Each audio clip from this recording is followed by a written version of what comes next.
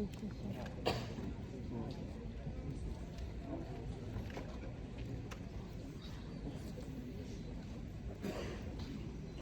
afternoon, everyone.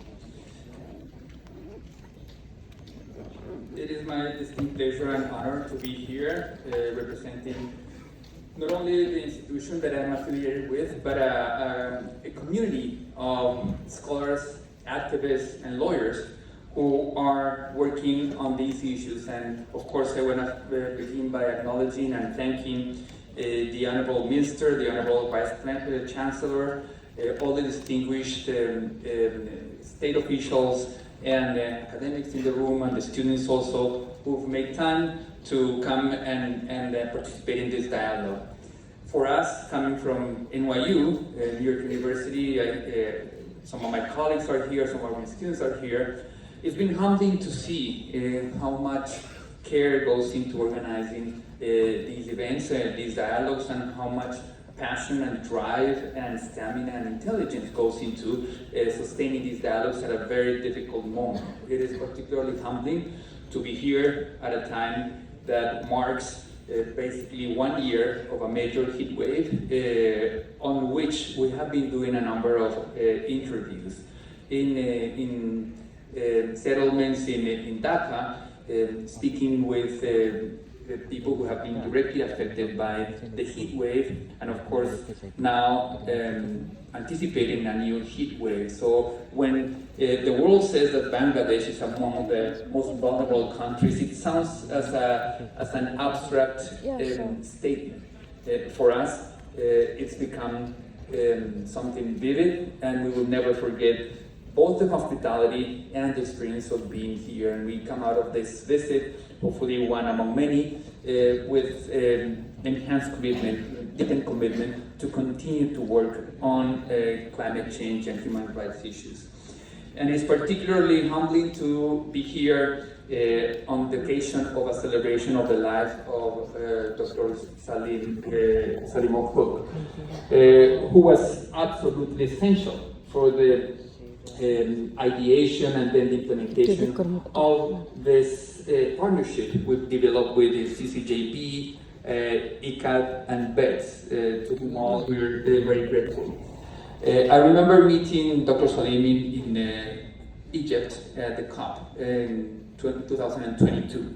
One of the things that struck me very deeply in that COP is that I had access to him through leaders of the youth movement. It wasn't that he was hanging out always with the celebrities and the personalities of the COP, although he was doing very much that as well, trying to push forward, trying to make sure that the issue of loss and damage of the interests of the most vulnerable countries like Bangladesh were heard and very much represented in the text of the negotiation and in any institution that would emerge from COP.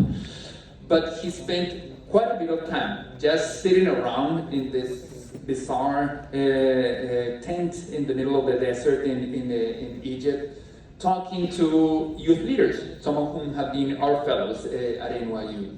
And they would be the one who report back saying, okay, we want to push harder on this particular issue of the text of the agreement coming out of the COP, but we need to consult with Dr. Salim. So that's exactly what they would do, and they would come back and forth between talking to him and talking to the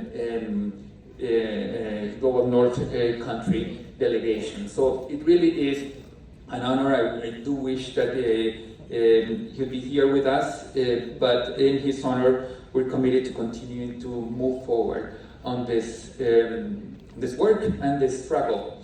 And this is what I'm going to talk about.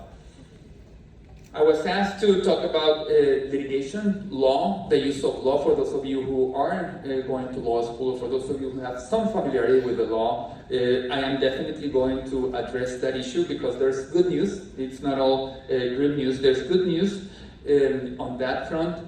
But also I want to speak only indirectly to the issue of youth and youth mobilization, because I know that the Honorable Minister is going to talk about that issue. But to me, those two topics are intimately linked, because climate change is the global justice issue, and it needs to be tackled from every possible angle.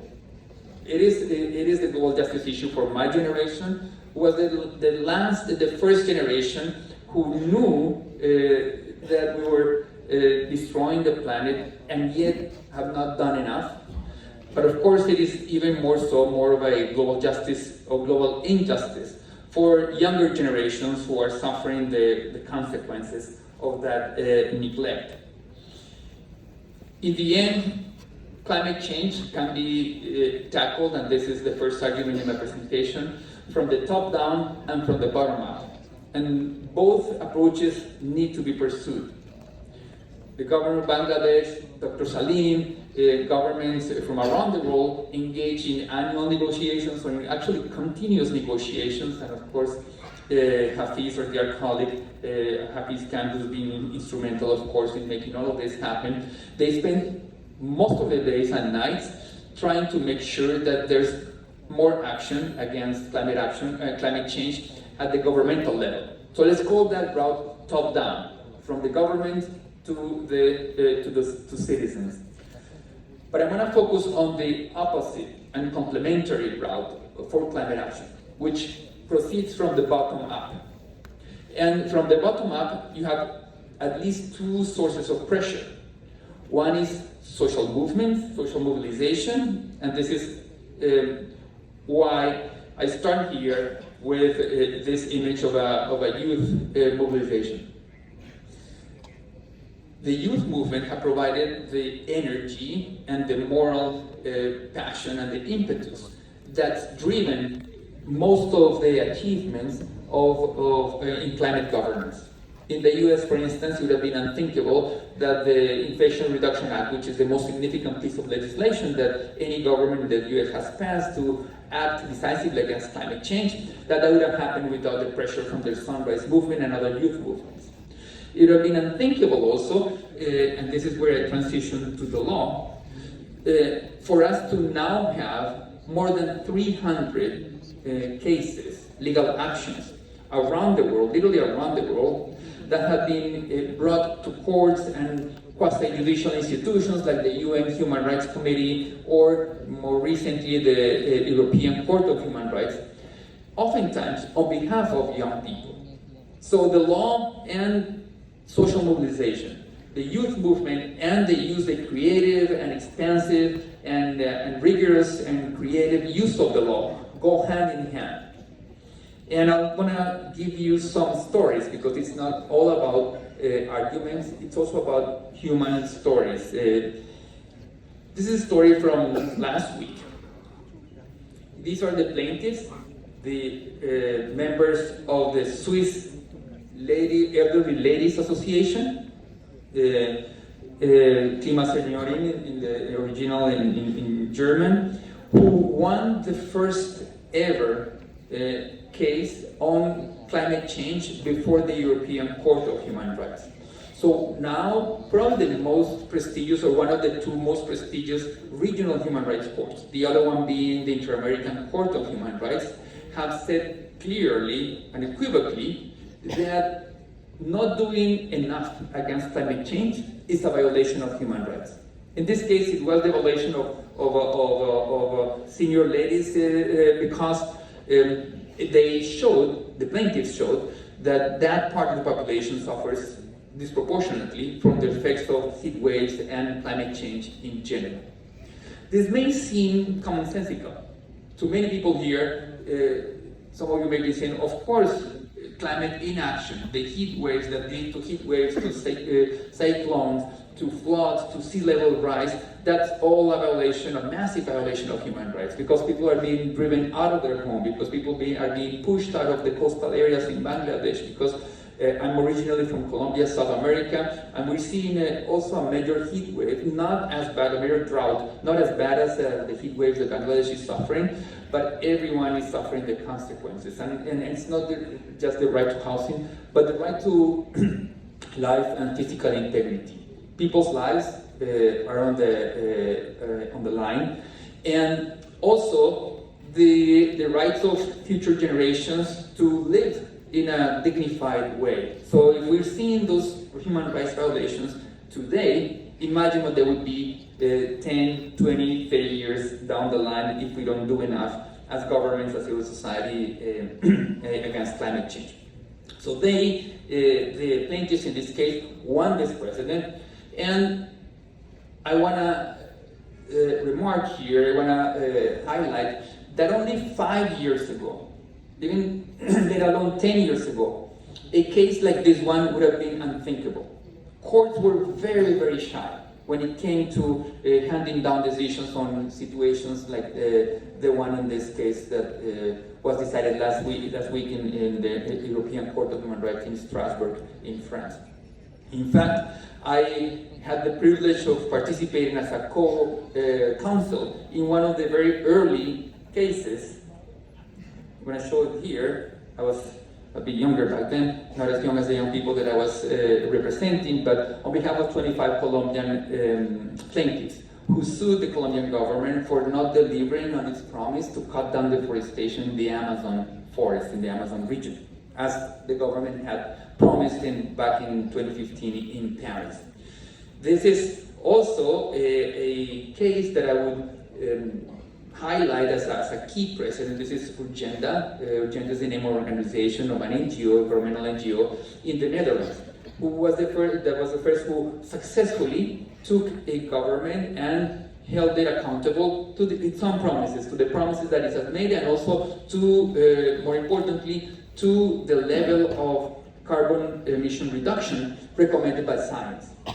So this is probably the first case, a successful case that set a precedent whereby citizens can hold their governments accountable to deliver on the promises that they had made in international negotiations. I'll go through these other cases very quickly, but just to give you a sense of who is behind these cases and how those legal actions are directly tied to citizen mobilization. So this is a case from 2021, probably the most sophisticated legal decision, judicial decision, handed out by any domestic court in a case initiated by a youth activist in Germany, Lisa Neubauer, pictured here, against the German government. For a similar reason, because the German government was not doing enough against climate change. What the court said, which is crucial here, is that climate inaction, meaning not keeping the planet under 1.5 degrees of global warming since pre-industrial times, not meeting the promises that the most polluting countries make in every year at COP. North America, Europe, in general, the global north, all of that is an abdication of their human rights duties, and that citizens like Lisa Neubauer have a right to go to court to demand that governments do more. This is a remarkable case, Mîhrímå versus Shell, the large fossil fuel company from the Netherlands. This also took place in Dutch courts a couple of years ago, and this was the first successful case. This is on appeal now, where citizens took a corporation, a major fossil fuel corporation, to court to demand that the corporation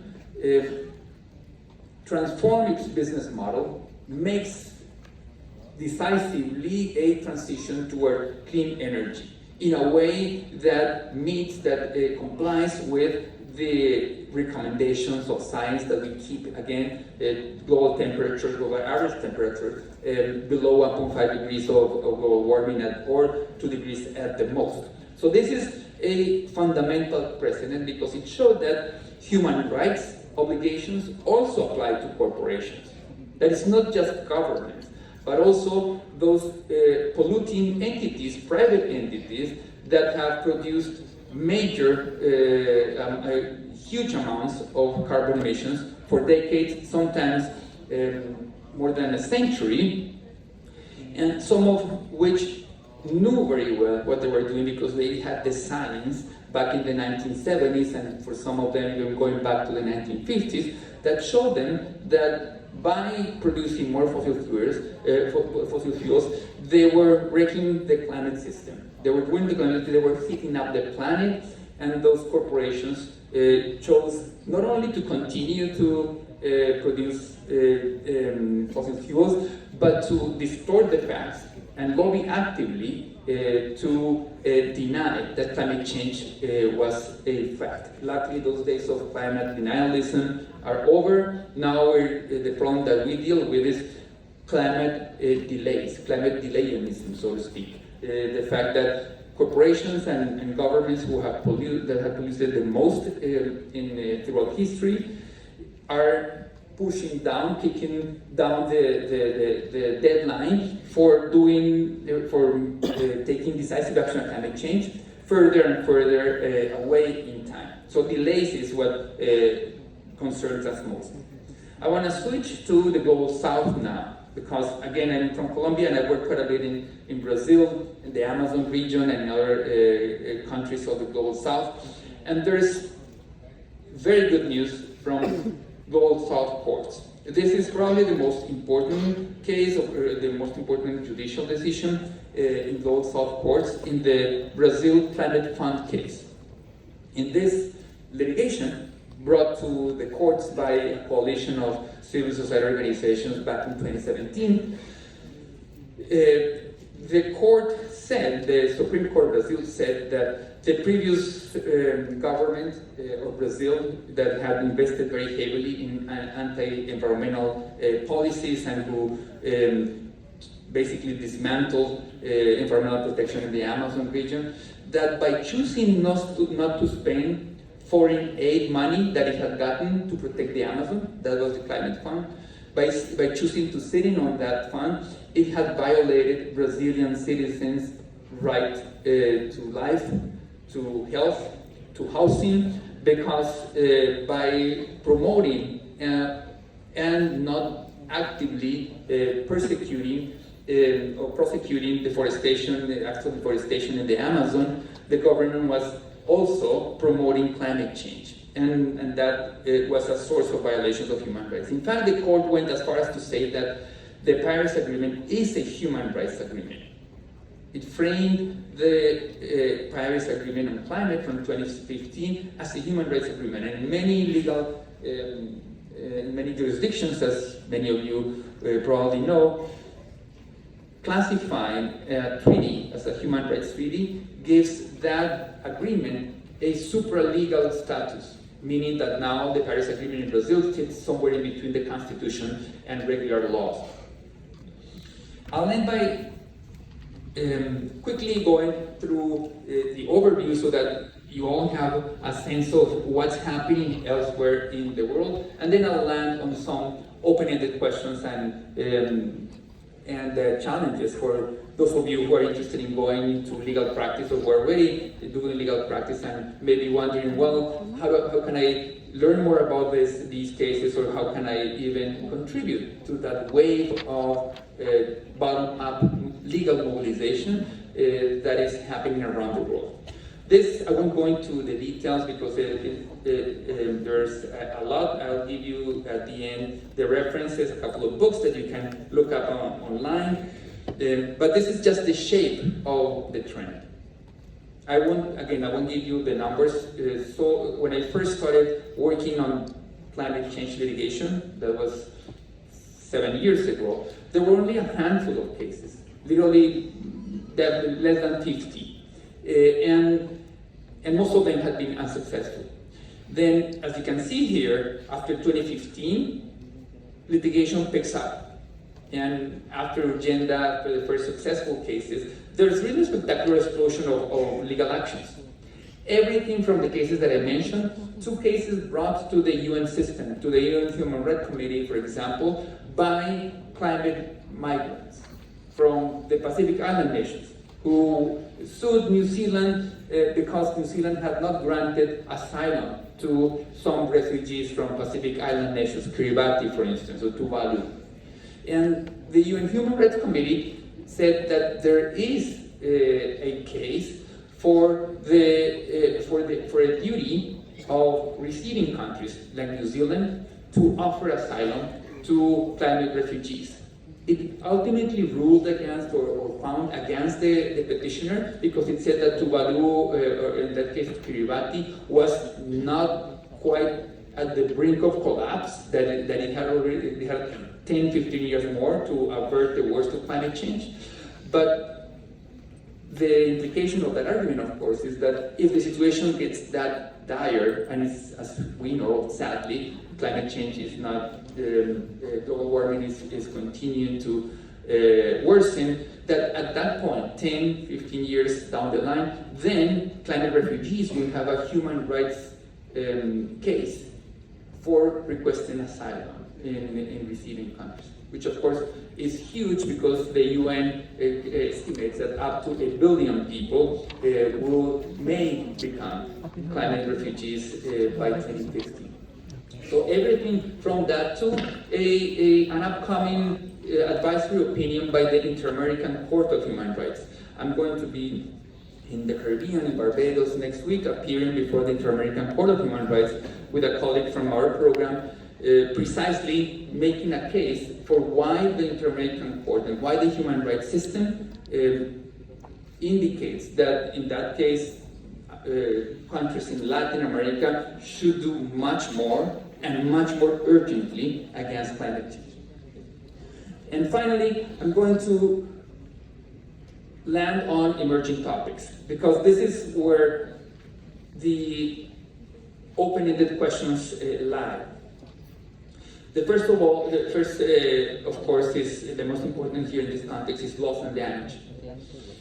When you look at the breakdown of these figures, the 300 plus cases, more than 90%, if I remember correctly, or around 90%, are all about mitigation, meaning governments and some corporations' duty to reduce carbon emissions. Fair, it's understandable why that is the case, because the first thing we need to do is to stop polluting. But as we know, it's too late to simply focus on mitigation, because there are damages, there are harms that are already inevitable. So for global south countries like Bangladesh, that have contributed the least to climate change, and yet are suffering the worst consequences, two other problems are crucial. One is adaptation, meaning funding the protection against sea level rise, for instance, so the adaptation to heat waves that are crucial for citizens of Bangladesh or Pacific Island nations or other countries that are vulnerable to climate change to survive and thrive. But finally, also, it's too late to simply mitigate and adapt, because there are harms that sadly cannot be adapted to. For someone, including some of the interviewees that we've had the privilege to talk to in the last few days here in Dhaka, if people have migrated, they've already lost the chance to continue to thrive in their places of origin. They've already spent the little money they had in moving to Dhaka. They've already suffered the dislocation, the personal, social, and spiritual dislocation that comes with migration. So for them, it's a matter of compensation. And this is why loss and damage is I would say, the new frontier for climate litigation. There's only a fraction, around 5% of cases that focus on loss and damage.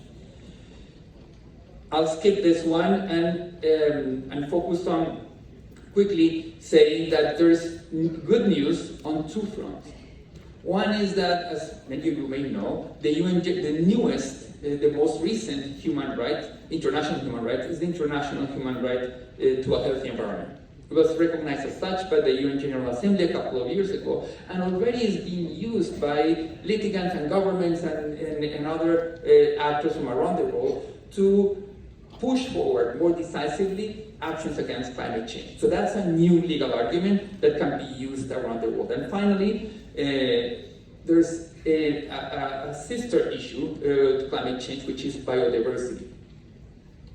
Extending biodiversity laws. Highly biodiverse countries, like the countries in the global south, are sitting on treasures of a library of knowledge, of biological knowledge, that is at the risk of disappearing. So this year, the Biodiversity COP, there's a climate COP and a biodiversity COP. The biodiversity COP is taking place in Colombia, my country of origin, and my hope and my expectation is that similar rights-based arguments are going to be made both at the COP and in future lawsuits and legal actions to push governments and private actors to preserve biodiversity in a way that resembles what's happened in the last 10, 15 years with climate litigation. I'm happy to take questions later, and now thank you for your attention.